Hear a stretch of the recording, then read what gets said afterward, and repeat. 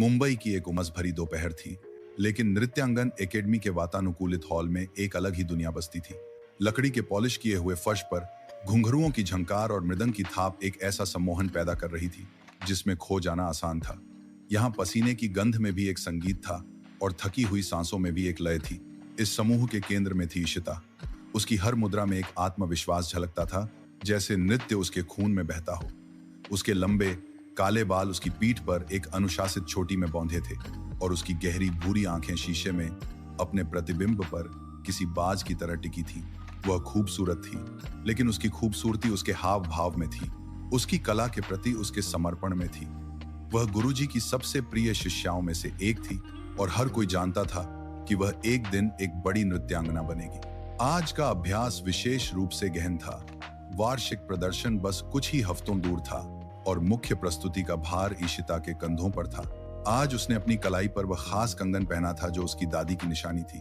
यह सिर्फ सोना और माणिक नहीं था, यह विरासत थी, एक आशीर्वाद था। उसकी दादी, अपने समय की एक प्रसिद्ध नर्तकी, ने इसे अपनी पहली मंचीय प्रस्तुति पर पहना था। इशिता के लिए यह कंगन उसकी प्रेरणा का स्रोत था, एक कवच जो उसे हर चुनौती के लिए तैयार करता था। अभ्यास के बीच में गुरुजी ने 10 मिनट का ब्रेक दिया। लड़कियां पसीने से लथपथ हांफती हुई कोनों में बिखर गईं। ईशिता ने गहरी सांस ली और अपनी पानी की बोतल की ओर बढ़ी। उसने अपनी कलाई से कंगन उतारा। पसीने से उसकी पकड़ ढीली हो रही थी और वह उसे कोई नुकसान नहीं पहुंचाना चाहती थी। उसने उसे अपने बड़े ब्रांडेड डांस बैग के सबसे अंदर वाले जिप वाले हिस्से में सावधानी से रखा। उसने जिप को 2 बार खींचकर सुनिश्चित किया कि वह ठीक से बंद है। उसका बैग हॉल के एक कोने में कुर्सियों की एक पंक्ति के पास पड़ा था। उसी कोने में थोड़ी दूरी पर आरती स्ट्रेचिंग कर रही थी।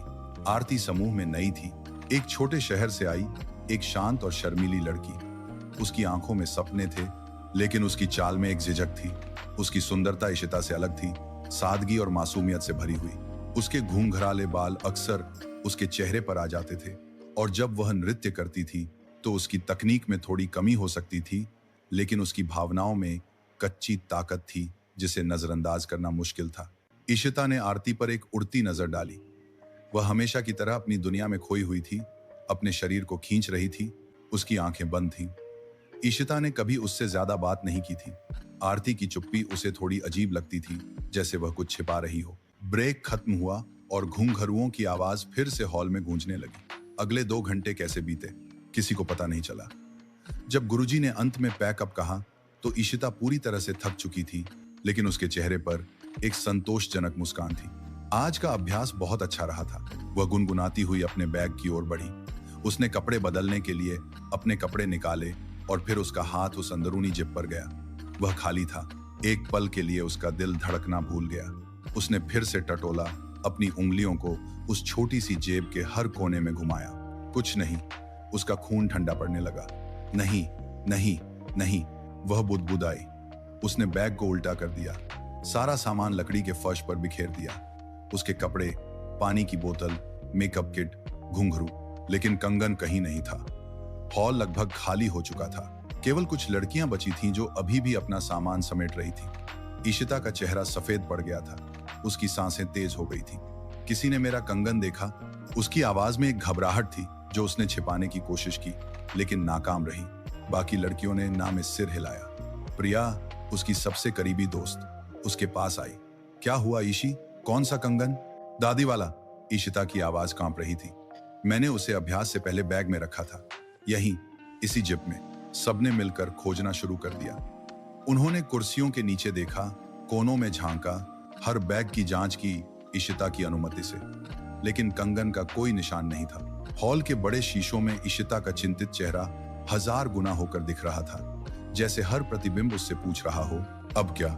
जैसे जैसे मिनट बीतते गए, उसकी घबराहट एक ठंडे, कठोर विचार में बदलने लगी। चोरी हुआ है। यह विचार उसके दिमाग में एक जहर की तरह फैल गया। उसका दिमाग तेजी से दौड़ने लगा, हर चेहरे को, हर हरकत को याद करने की कोशिश करने लगा। और फिर उसे याद आया, ब्रेक के दौरान जब उसने कंगन अपने बैग में रखा था तो कोने में कौन था? आरती। वह शांत लड़की जो हमेशा अकेली रहती थी। वह लड़की जो छोटे शहर से आई थी, जिसके पास शायद उतने अच्छे कपड़े या सामान नहीं थे। वह लड़की जिसकी आंखों में हमेशा एक अजीब सी लालसा दिखती थी। वह मेरे बैग के पास स्ट्रेचिंग कर रही थी। मैंने उसे देखा था। यह सिर्फ एक विचार था, एक पल का संदेह, लेकिन ईशिता के अशांत मन में इसने जड़ें जमा ली। उसे याद आया कि कैसे आरती ने एक बार उसकी कलाई पर कंगन को देखते हुए तारीफ की थी। यह बहुत सुंदर है इशिता दी, उसने धीरे से कहा था।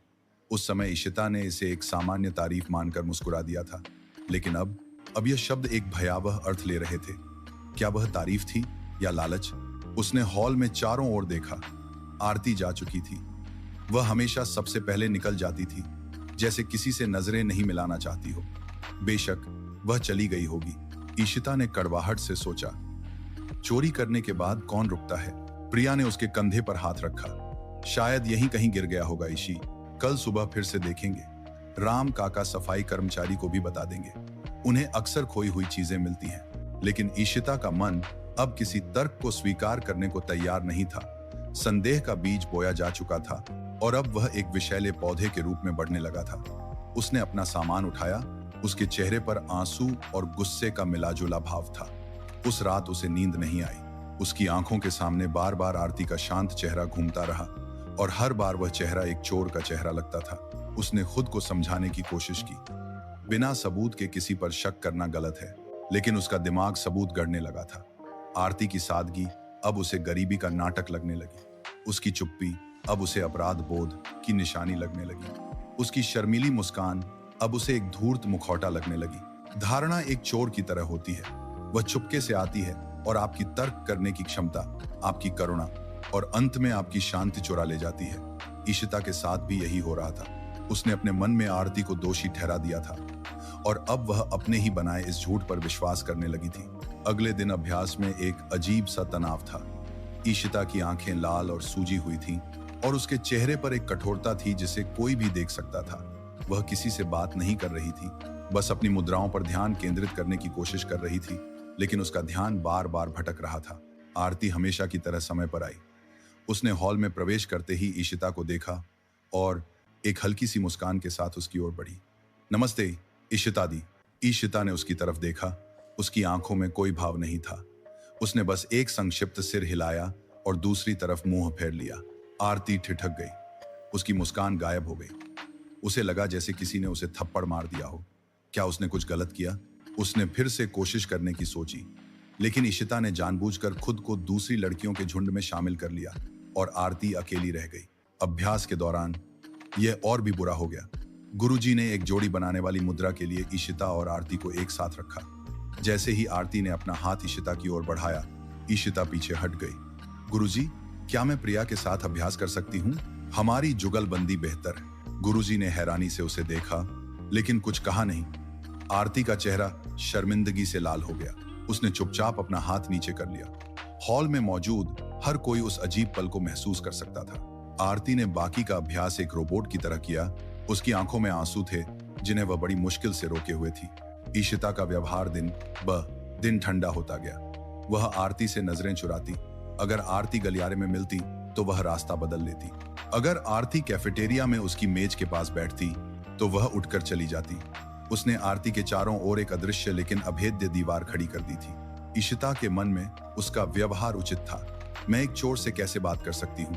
वह खुद से कहती। मैं उसे यह महसूस कराना चाहती हूँ कि मुझे पता है कि उसने क्या किया है। शायद अपराध बोध से वह सच उगल दे, लेकिन बाहर की दुनिया के लिए वह एक घमंडी और मतलबी लड़की की तरह दिख रही थी, जो एक नई कमजोर लड़की को परेशान कर रही थी। प्रिया ने उससे पूछने की कोशिश की, ईशी, तुम आरती के साथ ऐसा क्यों कर रही हो? वह बहुत परेशान दिखती है। उसे उसके हाल पर छोड़ दो। ईशिता ने तीखेपन से जवाब दिया। वह इसी लायक है। वह यह नहीं देख पा रही थी कि उसका संदेह उसे कैसे बदल रहा था। वह जो ईशिता हमेशा दयालु और मददगार थी, अब एक कठोर और निर्णय करने वाली इंसान बन गई थी। उसका नृत्य भी प्रभावित हो रहा था। उसकी मुद्राओं में वह कोमलता और प्रवाह नहीं था। वे यांत्रिक और गुस्से से भरे हुए लग रहे थे। उसके चेहरे पर जो भाव नृत्य के लिए जरूरी थे, वे अब एक स्थायी नाराजगी के भाव से ढक गए थे।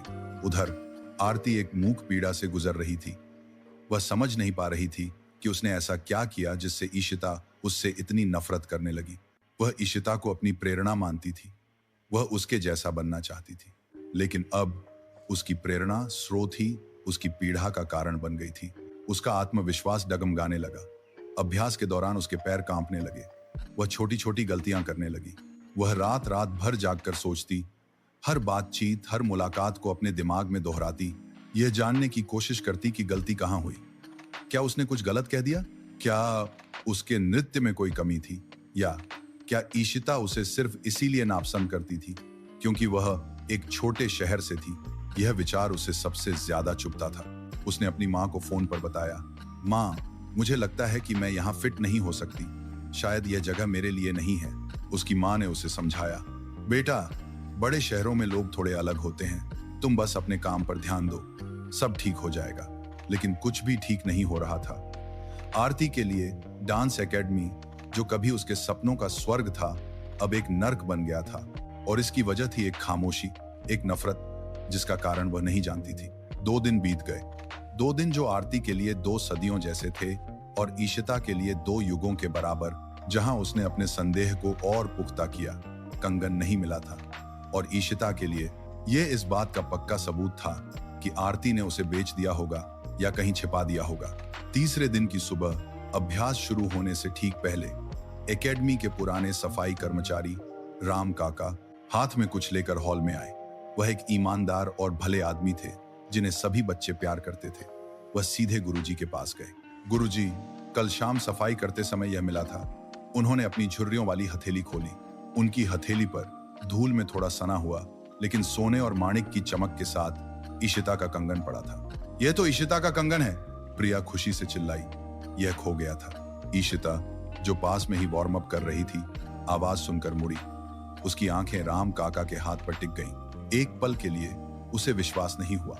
वह धीरे धीरे आगे बढ़ी जैसे किसी सपने में चल रही हो। राम काका ने बताया, यह कुर्सियों की तीसरी पंक्ति के नीचे बिल्कुल अंदर की तरफ फोंसा हुआ था साहब। शायद किसी बैग से गिर गया होगा और लुढ़क कर वहां चला गया। कल अंधेरे में दिखा नहीं, आज सुबह झाड़ू लगाते समय नजर आया। ईशिता का पेट किसी बर्फीले गड्ढे में गिर गया हो, ऐसा महसूस हुआ। कुर्सियों की तीसरी पंक्ति के नीचे उसका बैग उसी पंक्ति के पास था। हो सकता है जब उसने अपना सामान निकाला हो तो कंगन गिर गया हो और लुढ़क गया हो। यह इतना सरल, इतना सामान्य स्पष्टीकरण था। हॉल में अचानक एक खुशी की लहर दौड़ गई। मिल गया, मिल गया, सब चिल्ला रहे थे। प्रिया ने ईशिता को गले लगा लिया। देखा, मैंने कहा था ना, यहीं कहीं होगा।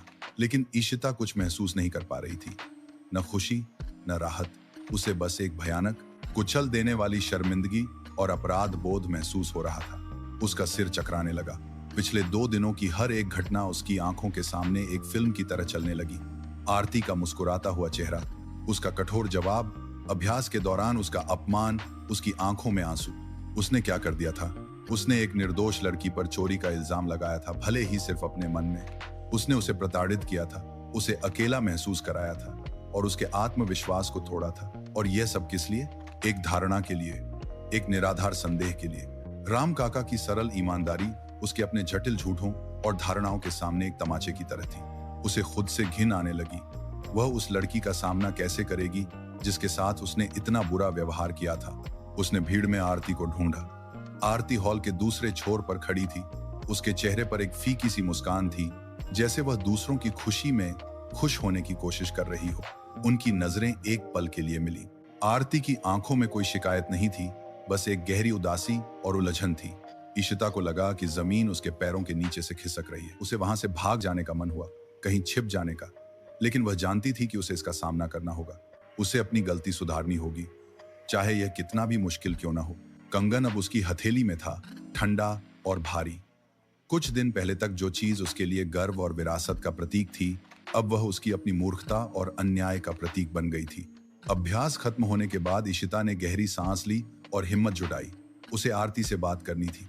अभी इसी वक्त उसने आरती को खोजा, जो अपना सामान पैक कर जल्दी से निकलने की तैयारी में थी, जैसे वह किसी और असहज स्थिति से बचना चाहती हो। आरती, रुको, ईशिता ने पुकारा। उसकी आवाज उतनी स्थिर नहीं थी जितनी वह चाहती थी। आरती रुक गई लेकिन मुड़ी नहीं। उसकी पीठ ईशिता की ओर थी। ईशिता उसके पास पहुंची। मुझे तुमसे बात करनी है। आरती धीरे से मुड़ी। उसकी आंखें सूजी हुई और लाल थीं, जैसे वह रात भर रोई हो। ईशिता का दिल डूब गया। यह सिर्फ उसकी वजह से था। क्या बात है दी? आरती की आवाज में कोई गुस्सा नहीं था, बस एक गहरी थकान थी। मैं, ईशिता ने शुरू किया, लेकिन शब्द उसके गले में अटक गए। वह क्या कहे? मुझे माफ कर दो कहना काफी नहीं था। उसने जो नुकसान पहुंचाया था वह इन 2 शब्दों से कहीं ज्यादा गहरा था। उसने कंगन वाली अपनी हथेली आगे बढ़ाई। यह मिल गया, कुर्सियों के नीचे गिरा हुआ था। आरती ने कंगन को देखा और फिर ईशिता को। उसने कुछ नहीं कहा। ईशिता ने अपनी आंखें बंद की और सच कह दिया, आरती, मैं एक बहुत बुरी इंसान हूं। जब मेरा कंगन खो गया था तो मैंने सोचा कि तुमने उसे लिया है। यह स्वीकारोक्ति हवा में लटक गई, बदसूरत और जहरीली। आरती की आंखों में आश्चर्य का भाव आया और फिर एक गहरी चोट का। तो यह वजह थी। यह सब इस भयानक शक की वजह से था। मैंने ऐसा क्यों सोचा? इसका कोई कारण नहीं है, ईशिता ने जल्दी से कहा। उसकी आवाज में पश्चाताप था। यह मेरी अपनी असुरक्षा, मेरा अपना घमंड था। मैंने तुम्हें बिना किसी वजह के दोषी ठहरा दिया और पिछले 2 दिनों से मैंने तुम्हारे साथ जो व्यवहार किया है वह अक्षम्य है। मैं शब्दों में बयां नहीं कर सकती कि मैं कितनी शर्मिंदा हूं। ईशिता की आंखों से आंसू बहने लगे। यह प्रदर्शन के आंसू नहीं थे, यह सच्ची गहरी शर्म के आंसू थे। आरती कुछ देर चुप रही। उसके चेहरे पर भावनाओं का एक तूफान चल रहा था। फिर उसने धीरे से कहा, मैं बस यह नहीं समझ पा रही थी कि मैंने क्या गलत किया है। मैं हर रात सोचती थी कि आप मुझसे नफरत क्यों करती हैं। और फिर आरती ने जो कहा, उसने ईशिता के अपराध बोध को 1000 गुना बढ़ा दिया। कल मेरी स्कॉलरशिप की समीक्षा है, आरती ने कांपती आवाज में कहा।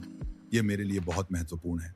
अगर मुझे यह स्कॉलरशिप नहीं मिली तो मेरे माता पिता मेरी फीस नहीं भर पाएंगे और मुझे यह एकेडमी छोड़नी पड़ेगी। पिछले 2 दिनों से मैं अभ्यास नहीं कर पा रही हूँ। मेरा आत्मविश्वास पूरी तरह से टूट गया है। मुझे लगा कि मैं इतनी बुरी नर्तकी हूँ कि आप जैसी वरिष्ठ कलाकार भी मुझे नापसंद करती हैं। मुझे लगा कि मैं यहाँ रहने के लायक ही नहीं हूँ। ईशिता का दिल टूट गया। यह कहानी का वह मोड़ था जिसकी उसने कल्पना भी नहीं की थी। यह सिर्फ एक कंगन या एक गलतफहमी के बारे में नहीं था। उसकी एक निराधार धारणा ने लगभग एक प्रतिभाशाली लड़की के भविष्य को, उसके सपनों को बर्बाद कर दिया था। उसने आरती से सिर्फ उसकी शांति नहीं छीनी थी, उसने आरती से उसका आत्मविश्वास छीन लिया था, ठीक उस समय जब उसे इसकी सबसे ज्यादा जरूरत थी। यह एहसास एक शारीरिक दर्द की तरह था। उसने महसूस किया कि धारणाएं सिर्फ चोर नहीं होती, वे हत्यारे भी हो सकती हैं, सपनों की, आत्मविश्वास की और अवसरों की। आरती में ईशिता के पास शब्द नहीं थे। उसने आगे बढ़कर आरती के हाथ पकड़ लिए। मुझे माफ कर दो, प्लीज मुझे माफ कर दो। मैंने जो किया है वह बहुत बड़ा पाप है। मैं उसे ठीक कैसे कर सकती हूँ? मुझे बताओ, मैं कुछ भी करूंगी। आरती ने ईशिता की आंखों में सच्चा पश्चाताप देखा। उसने ईशिता के आंसू देखे और उसकी अपनी आंखों से भी आंसू बहने लगे।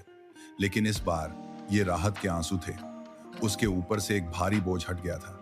कारण जो भी हो, कम से कम अब वह जानती थी कि यह उसकी गलती नहीं थी। एक लंबी खामोशी के बाद आरती ने एक गहरी सांस ली और एक छोटी कांपती हुई मुस्कान के साथ कहा, क्या आप मेरी समीक्षा के लिए मेरे सोलो पीस का अभ्यास करने में मेरी मदद कर सकती हैं? उसमें कुछ मुद्राएं हैं जो मुझसे ठीक से नहीं हो पा रही हैं। ईशिता ने कृतज्ञता से सिर हिलाया। उसके आंसू अभी भी बह रहे थे। हाँ, बिल्कुल, मैं मदद करूंगी।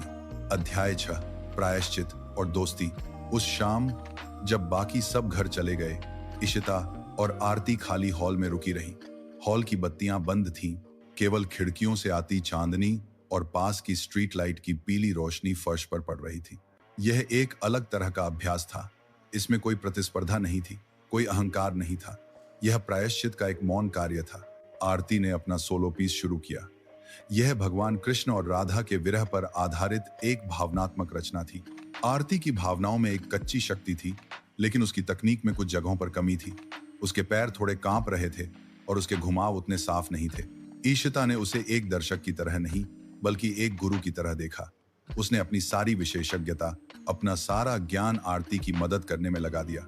रुको, उसने धीरे से कहा, जब तुम यह चक्कर लगाती हो तो अपनी रीढ़ को सीधा रखो और अपनी नजरें एक बिंदु पर केंद्रित करो। इससे तुम्हारा संतुलन नहीं बिगड़ेगा। उसने खुद उस मुद्रा को करके दिखाया। उसके शरीर की हर मांसपेशी नियंत्रण में थी। फिर उसने आरती का हाथ पकड़ा और उसे धीरे धीरे घुमाया, उसे सही मुद्रा महसूस करने में मदद की। और यहाँ ईशिता ने एक और बिंदु पर कहा, जब तुम विरह का भाव दिखा रही हो तो सिर्फ अपने चेहरे का उपयोग मत करो, इसे अपने पूरे शरीर से महसूस करो। अपनी उंगलियों को देखो, वे भी कहानी कह रही हैं। तुम्हारी सांसें धीमी होनी चाहिए, जैसे तुम एक भारी बोझ उठा रही हो। घंटे बीतते गए। उन्होंने हर कदम, हर भाव पर काम किया।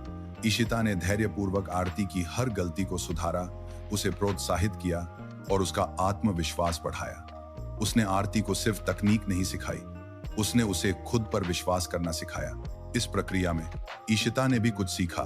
उसने आरती के नृत्य में वह जुनून देखा जो शायद उसके अपने तकनीकी रूप से सही नृत्य में कहीं खो गया था। आरती की आंखों में अपनी कला के लिए एक शुद्ध प्रेम था, जो किसी विरासत के बोझ या सर्वश्रेष्ठ होने के दबाव से मुक्त था।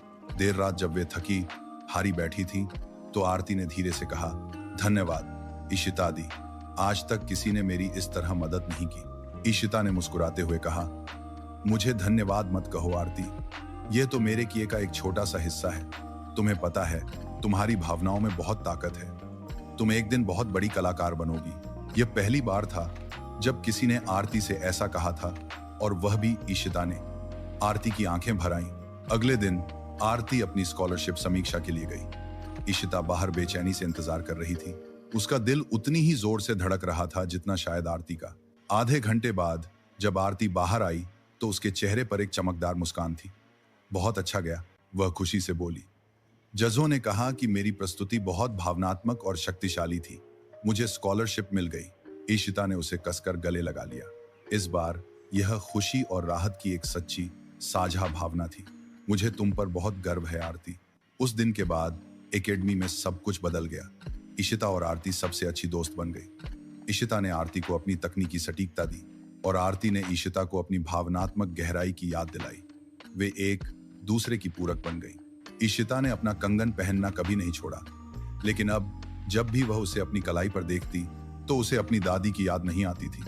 उसे अपनी उस भयानक गलती की याद आती थी। वह कंगन अब सिर्फ एक विरासत का प्रतीक नहीं था, यह विनम्रता का एक स्थायी अनुस्मारक था।